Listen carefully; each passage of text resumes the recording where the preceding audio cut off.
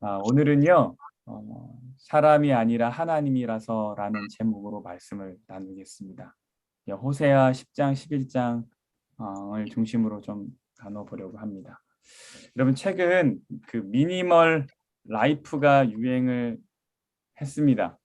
지금도 계속 유행 중인 것 같고, 예전보다 살짝 줄어들긴 했지만, 여전히 그 삶을 좀 한국에 에서 살아가는 사람들이 좀 있어요.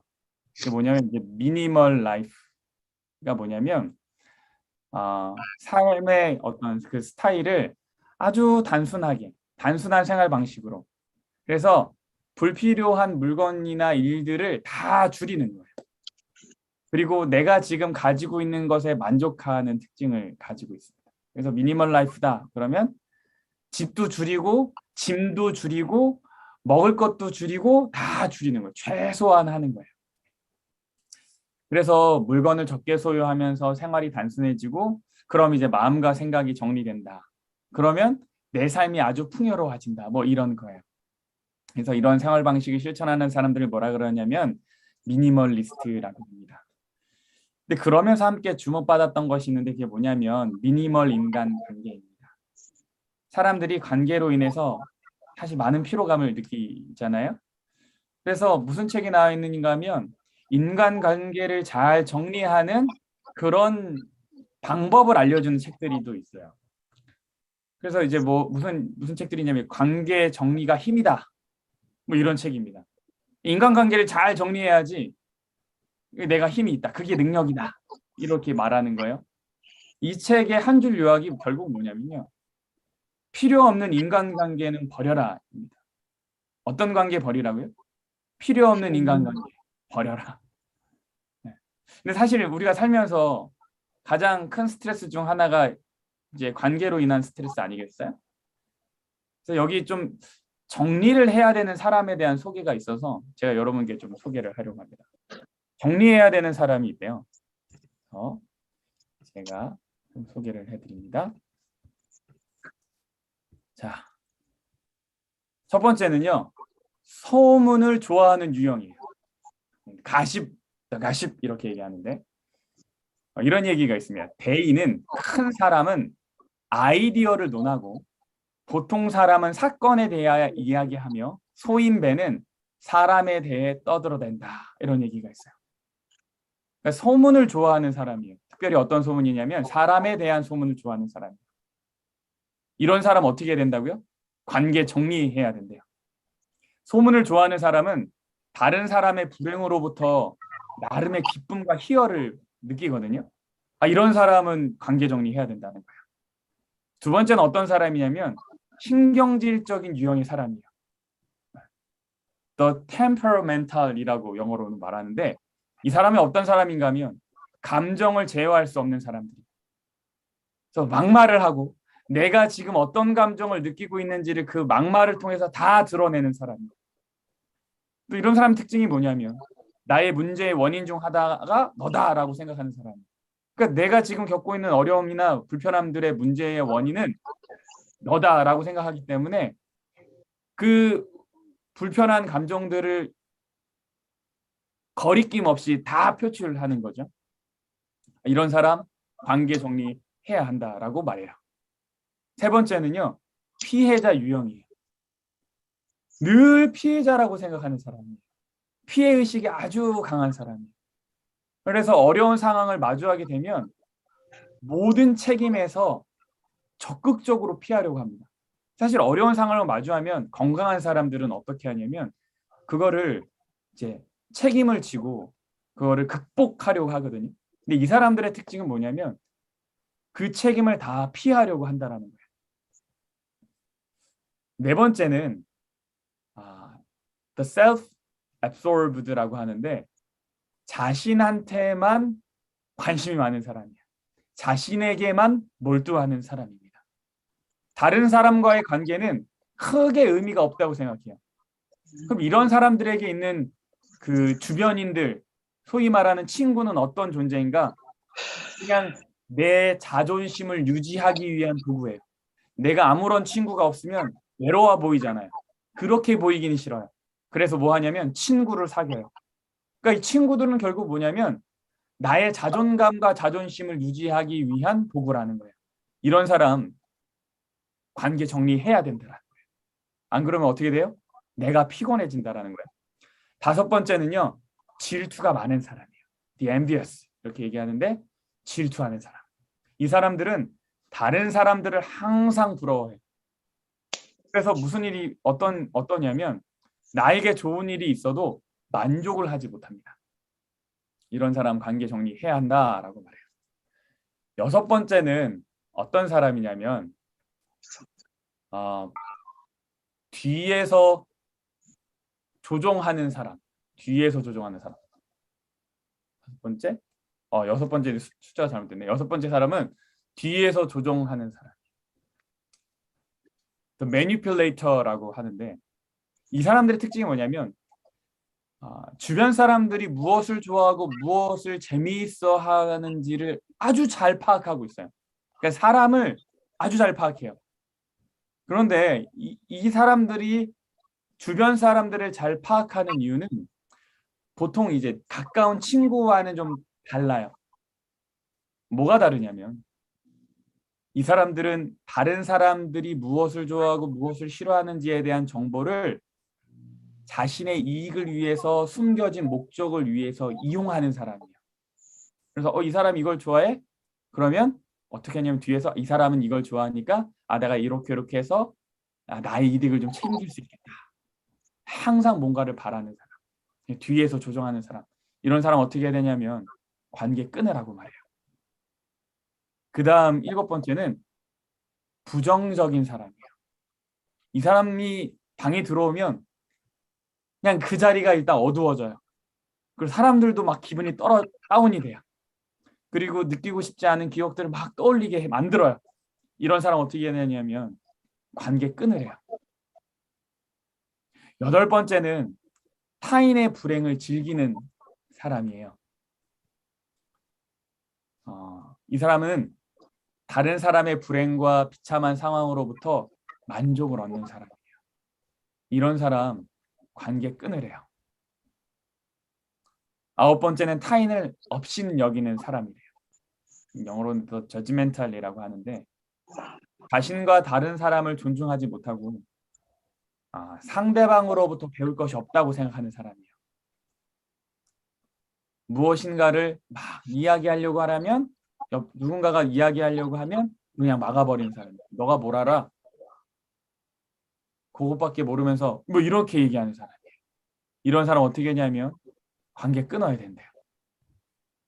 이제 마지막 열 번째는 뭐냐면 오만한 사람이에요. be arrogant라고 하는데 내가 하려고 하는 모든 것에 대해서 자신에 대한 도전으로 생각해요. 누군가가 뭘 하려고 하잖아요. 그러면 나한테 도전하는구나라고 생각하는 사람. 이런 사람 옆에 있으면 피곤하대요. 그래서 이런 사람 관계 정리하래요. 여러분 어떠십니까? 여기 10개 중에 들어있는 사람이 막 떠오르세요? 아니면은 내가 이 10개 중에 좀 들어있는 것 같으세요? 이런 사람이 함께 하지 말래요. 내게 유익하지 않은 모든 관계는 정리하라는 거예요. 그래야지 잘 산다라는 거예요. 여러분 이렇게 사람 정리한 사람이 관계적인 부분에서 만족하고 살 수 있을까요? 재밌는 것은요. 이런 거를 아주 잘 아는 사람, 그리고 이런 거를 아주 잘 하는 사람, 관계 정리를 아주 잘하는 사람이라고 할지라도 여전히 관계에 굉장히 목말라 있다라는 거예요. 그래서 그들이 뭐 하냐면 페이스북이나 인스타그램 뭐 이런 이제 소셜 미디어라고 하는 그런 인터넷상 공간에서 관계적인 목마름을 계속 채우려고 해요. 그래서 관계 정리를 자신을 위해서 관계를 다 정리해 놓고선 여전히 관계에 목말라. 여러분 가상 공간에서의 어떤 이런 관계의 체험이 잘 채워지지 않아요. 쉽게 채워지지 않아요. 사람의 관계는 그렇게 만들어지지 않거든요. 그럼 가상의 공간이든 현실의 공간이든 방금에 말씀드린 이야기들이 지극히 나만을 중심으로 관계를 만들어가기 때문에 여러분 우리 안에 있는 관계의 목마름은 결코 채워지지 않습니다. 왜 그러냐면 관계라는 것이 나만을 중심이 되어서는 안 되는 성질의 것이기 때문에 그래요. 나만 중심으로 되어 있는 관계는 결코 만족할 수 없는 관계입니다. 관계라는 게 그래요. 근데 여러분 한편으로 보면 맞죠? 뭐가 맞냐면 앞에서 말한 10가지 유형의 사람들이랑 같이 지내다 보면 힘들어요. 상처도 많이 받아요. 그래서 이 사람이랑의 관계는 정말 정리해야겠다라고 싶은 순간들이 있어요. 앞에 10가지의 내용을 이렇게 살펴볼 때 사실 성경 속에 떠오르는 인물이 있죠. 누구냐 하면 그냥 이스라엘 백성들이에요. 이스라엘 백성들의 특징들이 사실 이 10가지 안에 다 담겨져 있는 것 같아요. 특별히 호세아 선지자 시대의 북방 이스라엘의 모습을 보면 더 그렇습니다. 그들은 아주 오만하고 자기만을 생각하죠. 약자들을 업신여기죠. 그러면서 동시에 뭐예요? 피해자인 척해요. 그리고 정말 잘하는 게 뭐냐면 거짓말을 그렇게 잘해요. 그리고 하나님이 인간을 사랑하신다는 그 부분을 잘 이용해서 필요할 때만 하나님을 찾아요. 그리고 자신의 문제가 해결되는 듯 보이면 금방 뭐 하냐면 하나님 버려요. 하나님은 이런 사람들, 이스라엘에게 대해서 어떻게 하셨을까? 한편으로는 내가 하나님을 그렇게 대하는 것 같은데, 나는 하나님과의 관계에 있어서 하나님께 그렇게 하는 것 같은데, 하나님은 나에 대해서 어떻게 하실까? 이런 부분 좀 생각해 보려고 합니다. 우리 함께 호세아 9장 17절 함께 볼게요. 호세아 9장 17절입니다. 자, 우리 스크린에 나오지요? 네. 네. 함께 한번 읽어보겠습니다. 시작. 그들이 네, 알므로 네, 하나님이 그들을 오늘 버리시는 그들이 여러 나라를 떠는 자가 거두는 자가 되리라. 되리라. 여기 보면 어떤 하나님이 그들을 버리시겠다 그랬어요? 내 하나님이 그들을 버리시겠다. 그렇죠? 이거 누가 한 얘기냐면 하나님이 하신 이야기가 아니라 누가 한 얘기예요? 호세아가 한 얘기예요. 그러니까 호세아 선지자도 사실 무슨 생각을 했냐면 하나님을 이해하는 데 있어서 하나님이 관계를 정리하는 기술이 있다는 생각을 한 거예요. 맞습니까? 우리 하나님이 너희들 말을 너무 안 들으니까 그들을 버릴 거야. 너희를 버릴 거야. 라고 호세아가 이야기하는 거예요. 여러분 하나님이 관계 정리하는 기술이 있으실까요? 하나님도 있으신 것 같아요. 하나님도 있으신 것 같아요. 근데 어떤 방식으로 하나님이 관계를 정리해 나가시는지가 굉장히 사실 중요한 것 같아요. 이 관계가요. 이스라엘과 하나님과 관계가 점점 이제 끝과 끝으로 가게 됩니다. 파국으로 가게 되는데 호세아 10장 1절을 한번 보겠습니다. 이스라엘은 열매 맺는 무성한 포도라. 이스라엘이 원래 포도나무인데 아주 좋은 열매를 맺는 포도나무라고 하나님 사실 기대했어요. 근데 그 열매가 많을수록 뭘 해요? 여기 보니까 무엇을 많게 한대요? 재단을 많게. 제단을 많게 한대요. 여기서 말하는 제단이 뭐냐면 하나님께 예배드리는 제단이 아니에요. 이 제단은 뭐냐면 우상을 섬기는 제단이에요. 하나님이 열매를 많이 주셨어요. 근데 그때 그들이 하는 게 뭐냐면 하나님께 감사하는 것이 아니라 우상을 섬기는 제단을 쌓아요. 그 땅을 번영하게 하셨어요. 근데 그 땅이 번영할수록 뭘 한다 그러냐면 주상, 우상의 모양을 아름답게 하는데 이들이 사용했대요. 이스라엘 백성들이 하는 거예요. 관계가 점점 멀어지고 있어요. 10장 2절은 뭐라 그런지 볼까요? 하이라이트 된 부분 한번 읽어보시겠습니까? 시작. 그들이 그 마음을 무엇이 그들의 마음이 어떤 마음을 두 마음. 사실 마음은 하나밖에 없어요. 그죠? 그래서 하나만을 선택하고 살아야 돼요. 근데 이스라엘 백성들이 자꾸 시도하는 게 뭐냐면 마음을 두 개로 나눠서 살아가려고 하는 거예요.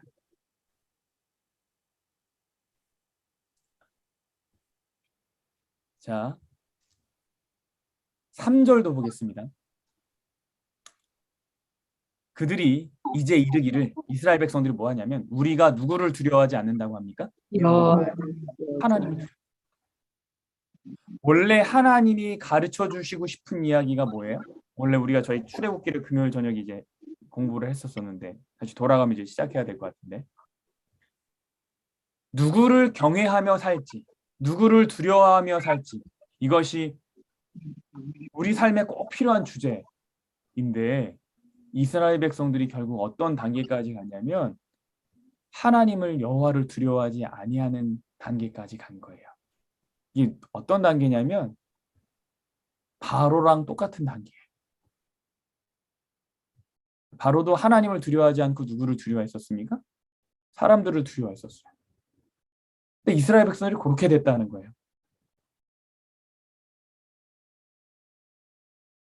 그리고는 10장 9절에서 9절부터 하나님이 이제 이스라엘 백성들에 대해서 나름의 징계를 선언하세요. 한번 보십시오. 너희는 악을 밭가라 죄를 거두고 거짓 연매를 먹었나니 이는 내가 내 길과 내 용사의 많음을 의뢰하였음이니라. 자, 여기 보면 누구의 길을 의지했어요? 하나님의 길을 의지한 게 아니라 나의 길을 의지한 게 아니라 누구의 길을 의지했대요? 너의 길. 너가 생각한 방법. 너가 원하는 것. 그것을 의지했다.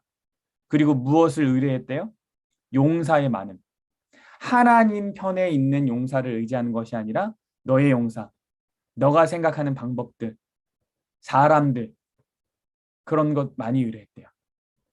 그래서 밭을 갈아 죄를 거두었어요. 어떤 한 밭을 갈았습니까? 악의 밭을 갈았어요. 사람들이 농사를 짓고 이렇게 수고해야 되는데 그 수고를 다 무엇을 했냐면 악을 가는 것에 수고했어요. 그래서 거두는 게 뭐냐면 죄를 거둬요. 그 맺어진 열매가 뭐예요? 거짓 열매.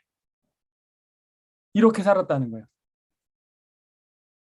그래서 하나님 뭐라 그러셨냐면 15절에 너희의 큰 악으로 말미암아 베델이 이같이 너희에게 행하리니 이스라엘 왕이 새벽에 뭐하리로다? 정령 망하리로다. 야, 하나님이 말씀하신 거예요. 관계가 끝이 난다는 거예요. 여러분 만약이요. 이것이 성경의 이야기의 끝이라면 호세아 선지자가 이야기가 호세아 10장에서 끝이 나면 사실 성경은 일반 책이랑 다른 게 없어요. 관계 정리가 힘이다라고 말하는 그 책과 다를 게 없어요. 나를 위해서는 모든 것 다 끊어도 된다라고 하는 그 책과 관계가 똑같은 거예요. 다름이 없어요. 그런데 성경이 여기서 끝나지 않아요. 로마서 6장 23절 죄의 삭은 사망이다 해서 성경책이 끝나지 않아요. 뒤에 뭐라고 말씀하세요? 우리 연두색, 초록색으로 된 하이라이트 된 부분 같이 읽어보겠습니다. 시작.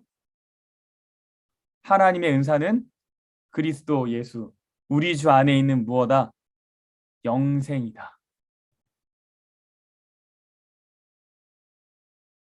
죄의 삭은 사망이다 해서 성경이 끝나는 것이 아니라 예수 그리스도 안에 있는 영생에 대해서 우리 주 그리스도 안에 있는 영생에 대해서 성경은 계속해서 말하고 있어요.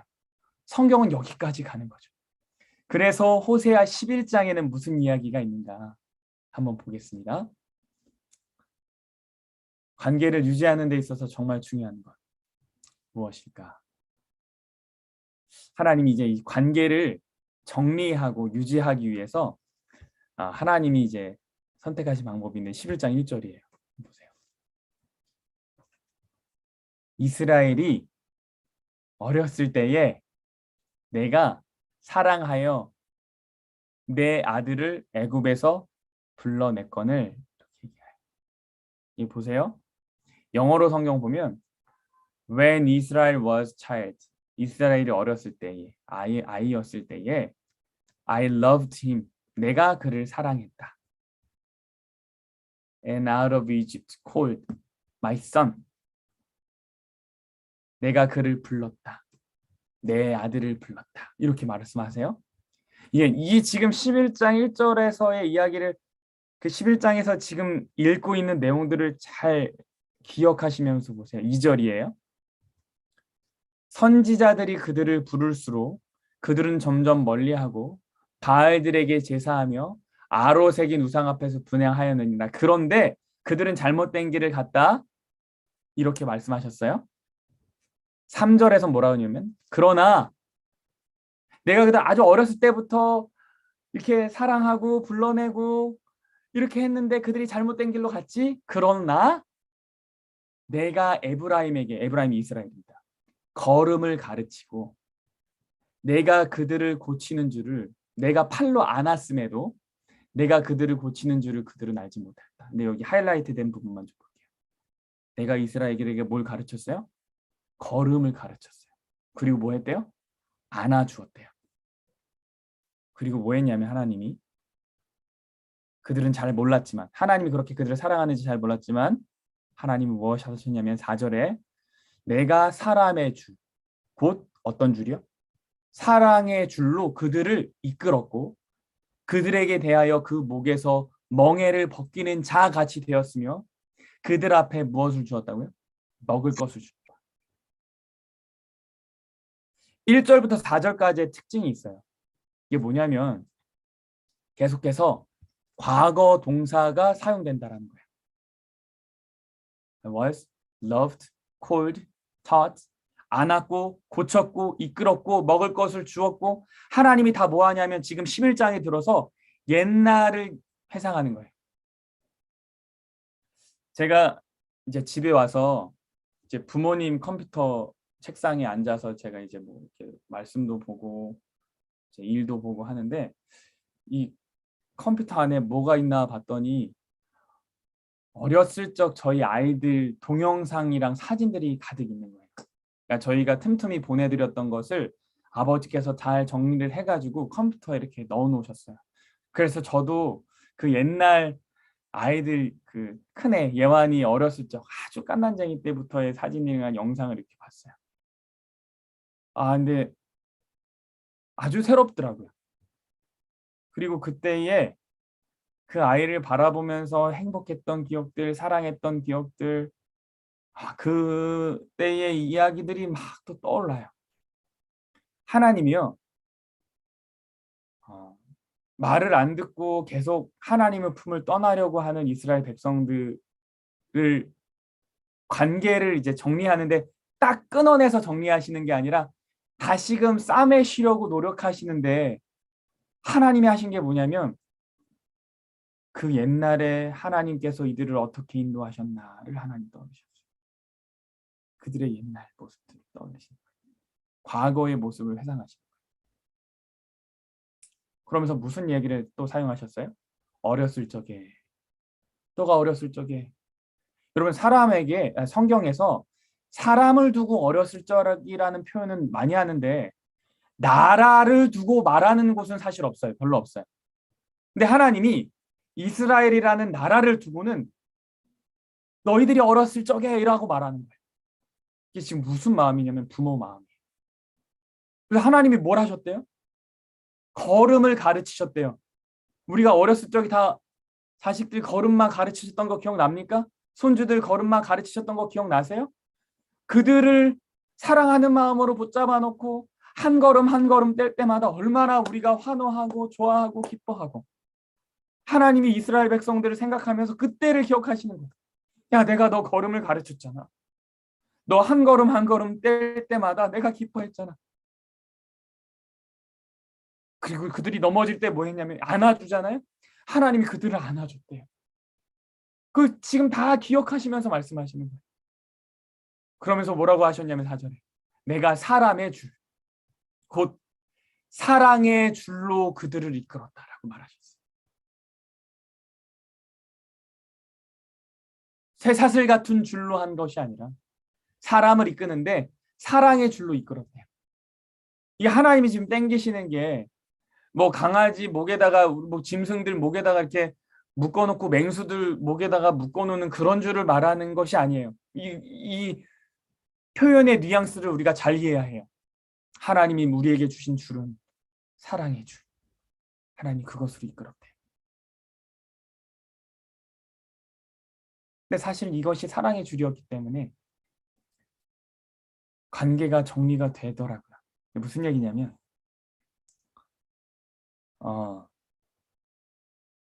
이것이 사랑의 줄이기 때문에 쇠사슬 같은 줄이 아니기 때문에 맹수를 묶어놓는 줄이 아니기 때문에 인간이 끊을 수 있어요. 이게 만일 쇠사슬 같은 줄이면 맹수를 묶어놓는 줄, 맹수가 그 줄을 끊을 수 있습니까? 없죠. 먹고 놓게 완전 묶어놓는 거잖아요. 그게 맹수들의 줄이에요. 근데 사람의 줄, 곧 사랑의 줄이라고 하는 것은 하나님은 붙들어 놓으시려고 하지만 인간들이 거절하면 끊어질 수 있는 줄이에요. 그래서 하나님이 우리에게 매어주신 줄은 달라요. 강압적인 줄이 아니라는 거예요. 여러분, 우리가 여기서 기억해야 될 건 뭐냐면 10장에서 관계가 완전히 끊어지는 것처럼 보이지 않습니까? 완전히 나눠지는 것처럼 보이는데 그 관계가 끝으로 갈 때 하나님이 꺼내드신 이야기가 뭐냐면 가족의 이야기, 부모와 자식의 이야기. 그럼 사실 이 땅에 하나님의 사랑을 완벽하게 재현할 수 있는 것이 있습니까? 없어요. 이 땅에서 발견하는 사랑의 모습은 하나님의 온전한 사랑의 모습의 아주 일부분을 보여주는 거예요. 여러분, 사실 호세아서는 누구와 누구의 관계로 하나님과 이스라엘 백성들의 사랑을 표현했죠? 부부관계야. 호세아라는 선지자와 고멜이라는 그 아내와의 관계 속에서의 이야기를 통해서 누구의 이야기를 말해줬냐면 하나님의 사랑 이야기를 말해줬어요. 그러니까 부부관계로 하나님 사랑의 이야기를 표현하려고 했어요. 근데 사실 그걸로도 너무 큰 사랑과 너무 큰 이해와 이야기들이 있지만, 아름다운 이야기들이 있지만, 또 가슴 아픈 이야기들이 있지만 그것으로는 하나님의 사랑을 다 표현할 수 없어요. 그래서 이제 시작되는 이야기가 뭐냐면 부부관계의 사랑 이야기를 마무리하고 시작되는 이야기가 뭐냐면 부모와 자식의 관계의 사랑의 이야기. 여러분, 20점에서 하나님이 부모와 자식의 관계 꺼낸 이유가 뭘까요? 부모와 자식의 관계의 시작, 그 근원 어디서 시작 있습니까? 부모와 자식의 관계의 시작은 누구에게서부터 시작해요? 자식에게서부터 시작합니까? 아니에요. 자녀는 이 관계를 시작할 능력도 없고 권리도 없고 의무도 없고 아무것도 없어요. 부모 자식 간의 관계의 시작은 누구에게서 시작하냐면 부모에게 있어요. 부모가 있기 때문에 자식이 있어요. 부모가 먼저 있어야지 자식이 생겨요. 자식이 부모를 선택할 수 없어요. 이 관계는 철저히 부모에게로부터 시작해요. 하나님이 이 시점에서 부부관계 이야기를 정리하고 그 꺼내든 이야기가 뭐냐면 부모와 자식 관계 이야기예요. 이거 누가 이 관계를 해결하겠다는 얘기냐면 부모인 하나님이 해결하겠다는 이야기예요. 하나님이 책임지려고 하는 거예요. 뭐 여러분 이제 다 아시니까 제가 이제 신장이식을 하게 되었는데 사실 그 이야기를 처음 들었을 때 어머니가 의사한테 했던 이야기가 뭐냐면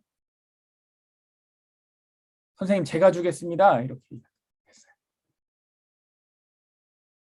근데 어머니가 이제 나이도 있고 적합하지가 않은 거죠. 가장 좋은 이식자가 있다고 의사가 얘기했어요. 둘째 아들이 그렇대요. 근데 어머니가 그걸 알지만 말을 못하고 계셨어요. 근데 제가 그 사실을 여차저차 알게 됐어요. 그리고 제가 저 어머니한테 전화를 드렸어요. 제 아내랑 상의를 하고 그래 그럼 당신이 가서 주면 좋겠다. 이렇게 얘기를 해서 제 어머니께 전화를 드려서 어머니 제가 할게요 이렇게 말씀드렸어요. 이게 이제 한 뭐 3년 전, 4년 전 이야기예요. 근데 어머니가 하시는 이야기가 뭐였냐면 미안하다, 미안하다. 왜 어머니가 미안합니까?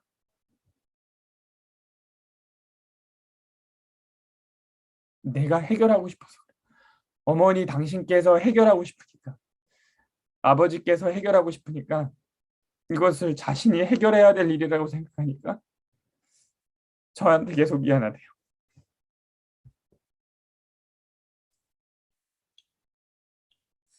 여러분, 부모는 그런 것 같아요. 하나님이요, 지금 이 일을 어떻게 하시길 원했냐면 자신이 해결하고 싶으셨어요. 계속 자신을 거절하고 말을 안 듣는 이스라엘 백성들과의 관계에 있어서 세상 책이 말하는 것처럼 관계를 딱 끊어버리는 것으로 해결하시는 것이 아니라 내가 부모지 않니? 내가 너를 낳았지 않니? 그래서 내가 이 일을 해결하고 싶다라고 하셔서 이제 호세아 11장의 이야기가 시작된 거예요. 여러분, 이 정도면 이제 이스라엘 백성들이 정신 차려야 하는 거 아닙니까? 근데요, 이스라엘 백성들이 참 어리석어요. 우리가 어리석은 것처럼 어리석어요. 다 바로 다음이에요. 하나님이 이렇게 사랑의 줄로 이끄셨다고 하셨는데 11장 5절에 어떻게 했냐면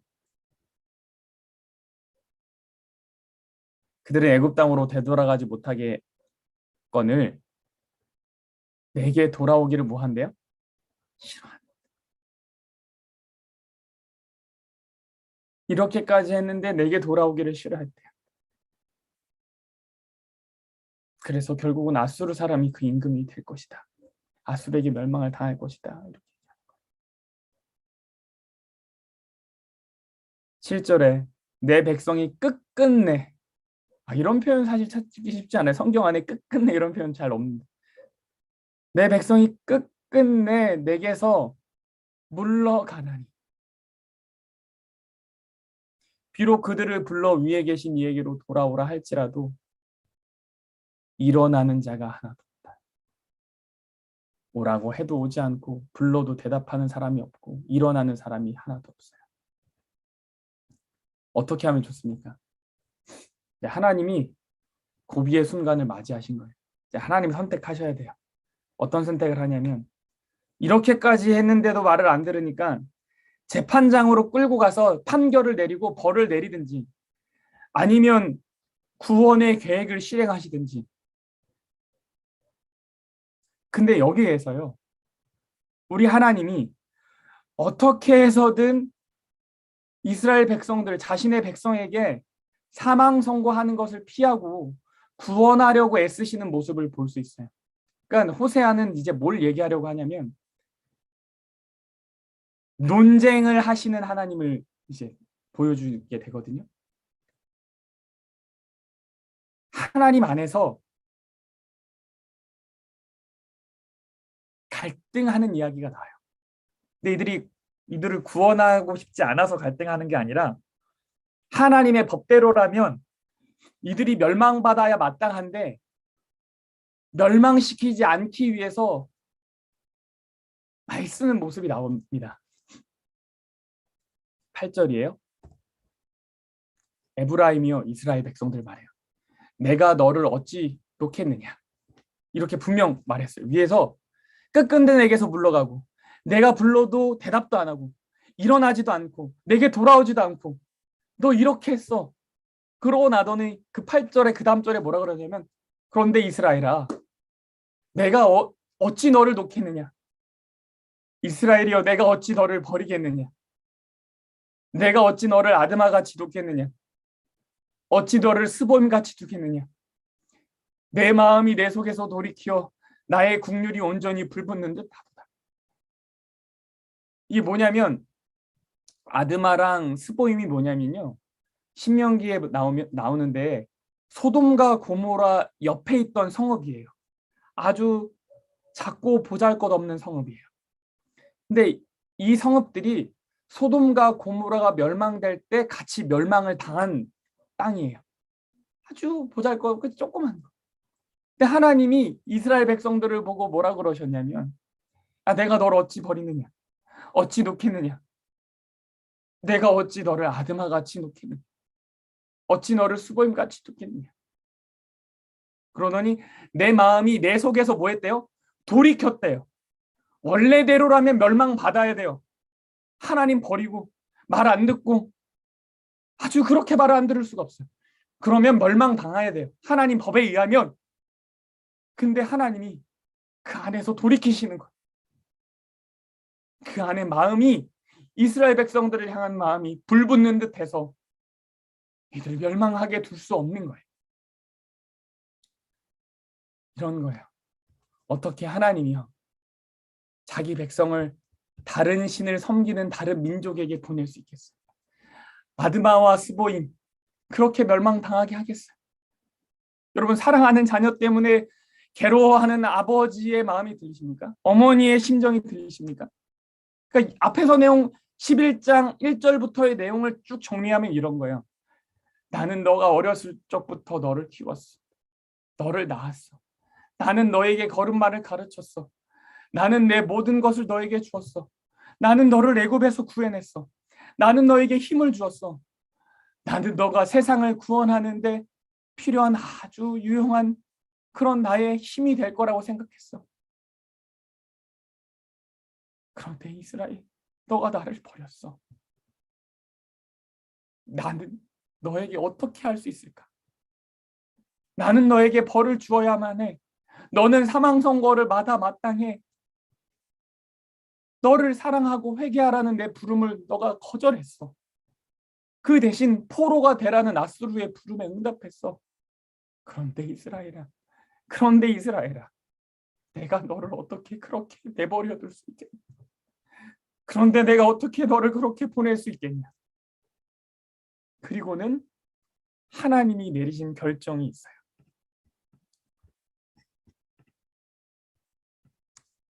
그 다음 9절입니다. 11장 9절이에요. 내가 나의 맹렬한 진노를 나타내지 아니하며 내가 다시는 에브라임을 멸하지 아니하리니 이는 내가 하나님이요 누가 아니라고요? 사람이 아니다. 나는 하나님이요 사람이 아니다. 그래서 너 가운데 있는 거룩한 이니 진노함으로 내게 임하지 아니하리라. 사람은 관계 정리하고 버린다 그랬어요. 그게 사람이래요. 근데 하나님이요. 사람이 아니고 하나님이라서 나는 그렇게 안 할 거야. 라고 말씀하신다. 여러분, 하나님이 앞에서는 자기 백성들 버린다고 이렇게 나오는 표현들이 좀 있죠. 백성들이 멸망당하게 될 모습에 대한 이야기도 해요. 그렇지만 이제 와서 하나님이 딴소리 하세요. 왜 그러냐면 사람이 아니라 하나님이라서.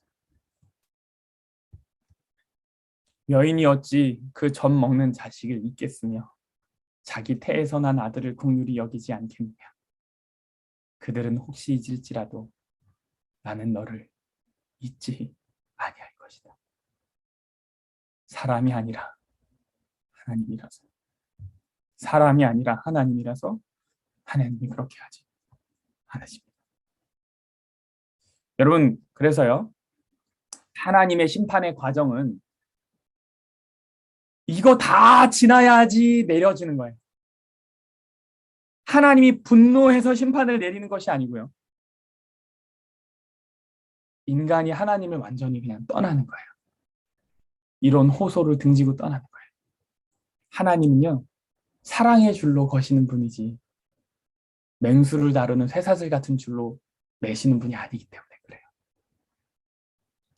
그럼 우리가 이 하나님의 마음을 어찌 다 헤아릴 수 있겠으며 그 마음을 다 담을 수 있겠습니까? 여러분, 이스라엘은 국가적으로 이러한 하나님의 부르심에 응답하지 않아 멸망을 당했어요. 멸망의 길을 선택한 거예요. 그들의 선택이에요. 그러나 하나님이 그들을 향한 용서와 사랑의 이야기는 여기서 끝이 나지 않았어요. 그들이 멸망의 길을 선택했다 그래서 그 하나님의 용서와 사랑의 이야기가 끝난 것을 말하는 건 아니라는 거예요. 하나님의 사랑과 용서는 선지자 이야기를 통해 계속 이어졌고 결국 예수님은 이 땅에 오셨고 그분의 사명을 다 감당하셨죠. 그래서 여전히 용서의 이야기가 우리를 감동시키고 우리에게 주어지고 우리를 통해 이어지기를 하나님 원하십니다.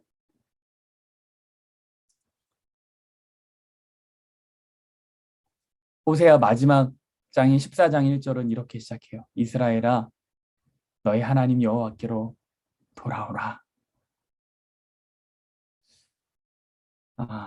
이것이 하나님의 사랑입니다.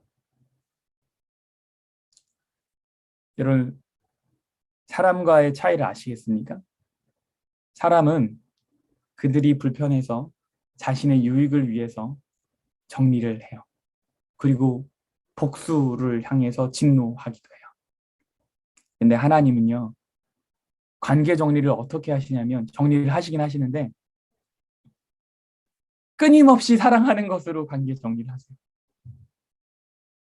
계속된 용서로 관계 정리를 하시는 거예요.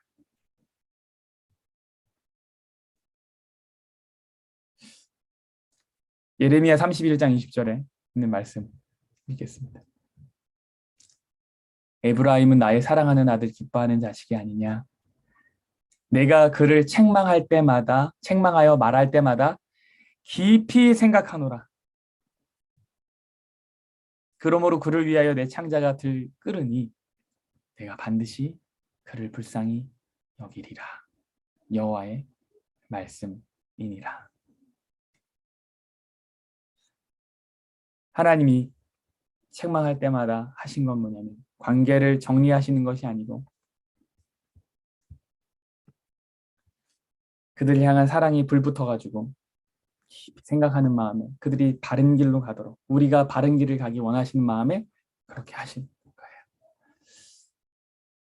하나님이 관계를 이끌어 가시기 위해서 하시는 건 뭐냐면 결국 용서입니다. 용서.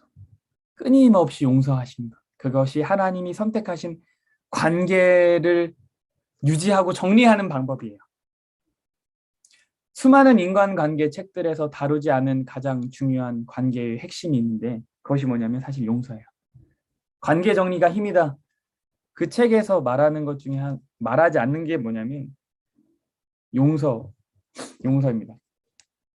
하나님이 하시는 그 용서에 대해서 세상 책들은 잘 얘기하지 않아요.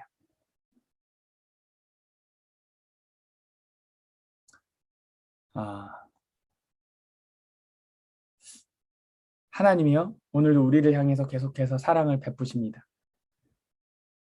숨을 주시고 살게 하시고 그리고 이렇게 예배의 장소에 불러주셨죠?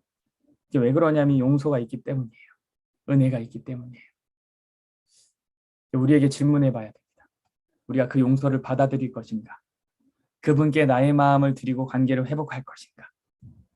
그리고 저는 이 저녁에 조심스럽게 그리고 간절하게 바라보는데 나는 어떠한 용서의 마음을 품고 살아갈 것인가 하는 거예요. 나는 사람이라서 그렇게 못해 할 것이 아니라 하나님이 베풀어 주신 사랑과 용서가 참으로 크기 때문에 그 놀라운 하나님의 사랑의 역사가 내 안에도 있길 바라는 거죠. 그래서 나도 누군가를 용서할 수 있기를, 그래서 단칼에 관계를 끊어내는 선택을 하는 것이 아니라 더 사랑할 수 있기를 용기 내보고 또 소망해 봅니다. 용서의 축복이 우리에게 넉넉하게 임하는 안식이 되길 바라면서 말씀을 마치겠습니다. 우리 함께 찬양합니다. 예수만 바라보세. 함께 찬양하겠습니다.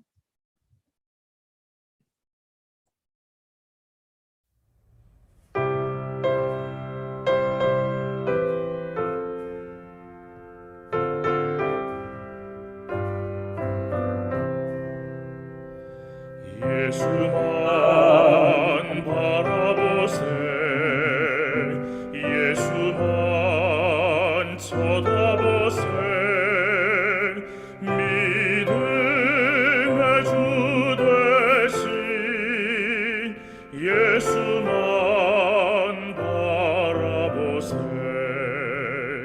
예수만 생각하세 예수만 신뢰하세 믿음의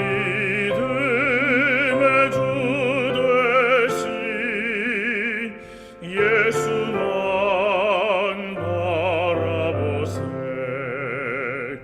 예수만 품어보세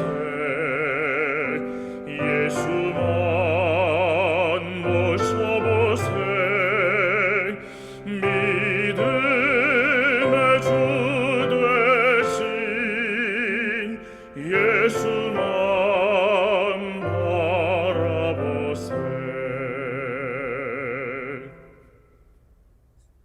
기도하겠습니다. 사랑의 아버지 하나님, 오늘 하나님의 말씀 가운데 있는 주님의 마음을 또 알게 하시고 우리에게 사랑의 마음을 또 알게 하시고 우리는 그 마음 품고 살아가도록 인도하시니 그 은혜를 감사합니다. 우리가 주를 아주 작은 것에서부터 쉽게 배신하고 그릇된 길로 가기를 수차례 하지만 또 다른 사람 사랑하고 용서하기를 못하는 어리석은 자들이지만 하나님 여전히 우리를 사랑하시고 용서하시고 우리를 주님의 자녀 삼아 주셨으니 그 은혜를 감사합니다. 우리가 하나님 닮아가기를 소망하오니 이 저녁 우리를 위로하시고 함께하여 주시옵소서. 주님, 다행히 태풍이 샬롯 지역을 이제 비껴 지나가는 것으로 또 확인되었습니다. 그러나 바라기는 우리 교우들뿐 아니라 많은 사람들이 이 태풍으로부터의 피해가 없게 하시고 혹 어려움을 겪게 될 사람들이 있다면 감당할 수 있도록 하나님 은혜를 내려 주시옵소서.